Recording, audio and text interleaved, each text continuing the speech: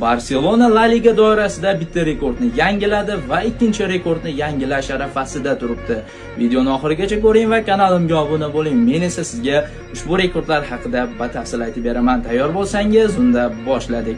Gap shundaki, jamoamiz Hans-Dieter Flick qo'l ostida La Liganing 34 uchrashuvidan 29 tasida g'alabaga erishgan tarixdagi birinchi jamoaga aylandi.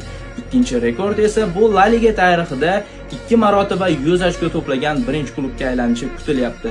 Tarixda bilasiz, Jose Mourinho davrida Real Madrid birinchilardan bo'lib ligada 100 ochko to'plagan, undan so'ng esa Barselona 100 ochko to'plagan va ularda faqatgina bir marotadan o'sha 100 ochkoga erishgan. Endi Barselona esa mavsum so'ngiga qadar agarda mag'lubiyat nimaligini bilmasa, ushbu rekordni yangilab qo'yishi mumkin. Ya'ni tarixda 2 marotaba 100 ochko to'plagan La Liga klubiga aylanishi mumkin.